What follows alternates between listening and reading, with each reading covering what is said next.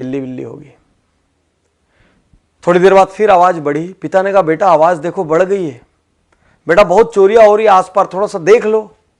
बेटा ने कहा पिताजी कोई बिल्ली होगी, कोई चूहा हो गया, हवा से कुछ सामान लुढ़क गया होगा, आप सो जाइए।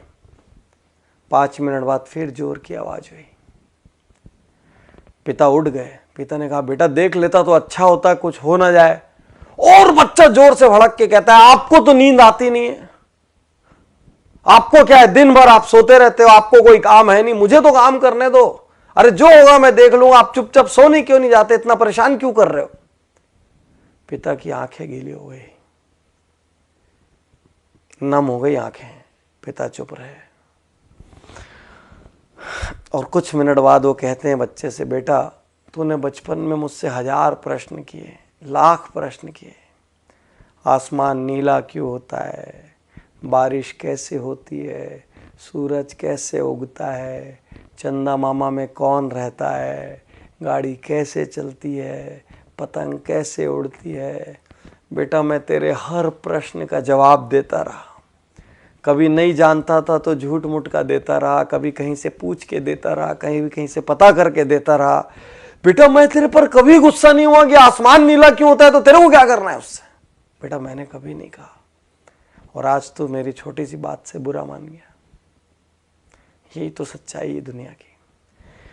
एक संतान के लिए माता पिता अपना हर सुख दांव पे लगा देते हैं, वही संतान बाद में जेनरेशन गैप का नाम दे देती है।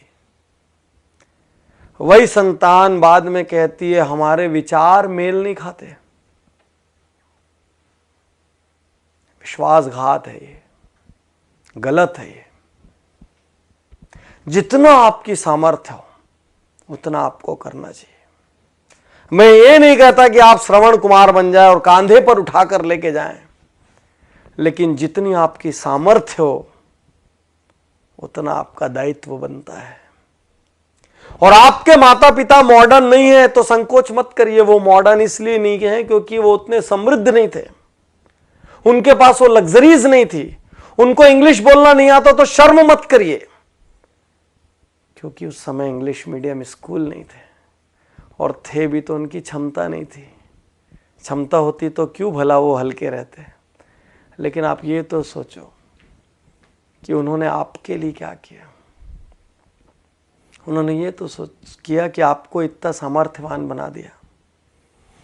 अब आपका क्या दायित्व है, छोड़ के चले जाएं।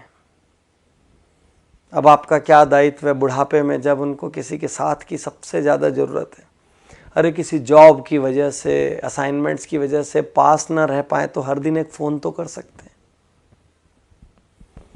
हर कुछ महीने में मिलने तो आ सकते हैं, सारी व्यवस्थाएं तो जुटा के दे सकते हैं कि किसी किस्म की कोई तकलीफ ना हो जाए।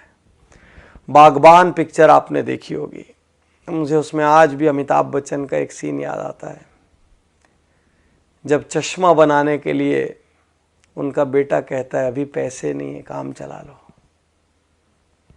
और छोटा सा बच्चा पैसे ला के देता है कि पापा पहले, दादाजी पहले चश्मे बनवा लो।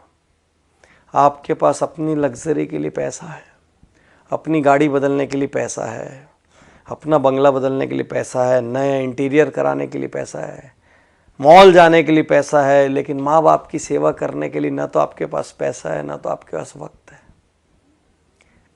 सिर्फ एक प्रश्न है, यदि आपकी संतान ने ऐसा किया तो आप क्या करेंगे? यदि आपकी संतान ने ऐसा किया तो आप क्या करेंगे? आप बोलेंगे नहीं मेरी संतान तो कर ही नहीं सकती, लेकिन आपके माँ बाप ने भी तो ये नहीं सोचा था ना कि आप ऐसा करेंगे, नहीं तो आपको दूध क्यों पिलाते, आपको बड़ा क्यों करते जब एक दिन विश्वासघात लेना था तो। आज आप जो कर रहे हैं ना वो कल आपके साथ भी हो सकता है। सोचिए, गणेश जी ने माता पिता के 3 चक्कर लगा लिए थे और उसी से उनका दुनिया का सारा चक्कर हो गया था। माता पिता हैं ये भी भाग्य की बात है। मैं ज़्यादा जानता हूँ, मेरे पिता का निधन जब मैं बहुत छोटा था तब हो गया था, और जब मैं सामर्थ्यवान हुआ तो मेरी माता का निधन हो गया। मैं सहानुभूति के लिए नहीं कह रहा हूँ, मैं दुर्भाग्यशाली मानता हूँ कि आज मैं जहाँ भी हूँ, जिस मुकाम पर भी हूँ, जितना सक्षम भी हूँ, मेरे घर में कोई बड़ा नहीं है वो बांटने के लिए, और वो कमी खलती है हर पल। आज आपके पास है तो ग्रांटेड मत लीजिए। आप किसी देश में जॉब कर रहे हो, किसी शहर में जॉब कर रहे हो, एक कॉल अपने माँ बाप को कर सकते हैं। 2 मिनट के लिए व्हाट्सएप कम कर दीजिए, उस दिन 5 मिनट के लिए फेसबुक मत देखिए, कर सकते हैं। अपनी सैलरी का कुछ हिस्सा बिना किसी स्वार्थ के आप अपने माँ बाप के लिए रिजर्व कर सकते हैं, बिल्कुल कर सकते हैं, हक है उनका, और उनकी सारी जरूरतें पूरी हो जाएं। मैं ये नहीं कह रहा कि आप सब कुछ अपना छोड़ के कर दें, वो तो संभव नहीं है इस युग में, लेकिन जितनी सामर्थ्य है बिना स्वार्थ के कर सकते हैं। आप पूछ के देखिए। और यदि आपकी संतान ने ऐसा कर दिया ना साथियों, तो याद रखना ये बीज आपका बोया हुआ है। याद रखना आप, ये बीज किसी और ने नहीं बोया है। हर किसी से मैं कहता हूँ, अपने माँ बाप का बहुत आदर करो, क्योंकि आपकी संतान वही करेगी जो आपको करते हुए देख रही है। आप माँ बाप का अनादर करो और अपनी संतान से कहो मेरा आदर करना संभव नहीं है। आप माँ बाप के लिए कमजोर खाना खिलाओ, माँ बाप के लिए कमजोर बर्तन रखो, माँ बाप के लिए अलग व्यवस्था रखो, अपने लिए सुपर डुपर व्यवस्था रखो, वो भी संतान देख रही है। याद रखना, याद रखना। तो बहुत आदर करिए, रोज सुबह पैर छूइए। यदि आप साथ में रहते तो पैर छू के अपने काम पर निकलिए। हफ्ते में 1 दिन 2 दिन, घंटा 2 घंटा वक्त दीजिए, बिना बात बैठिए। हफ्ते में 1 आध दिन अपनी मम्मी की गोद में सिर रख के बैठ जाइए, बोलिए मेरा सिर पे आज मालिश कर दो, गप मार लीजिए जैसा मारते थे, वैसे ही खेल लीजिए जैसे बचपन में खेलते थे। हफ्ते में 1 दिन 2 घंटे तो बनता है यार, उतना बनता है, उन्होंने किया है उतना। कर सकते हैं, उनकी सुख सुविधा की व्यवस्था कर सकते हैं। साल में 4 ट्रिप अपनी घूमने जाइए, 1 ट्रिप उनको भी तो लेके जा सकते हैं।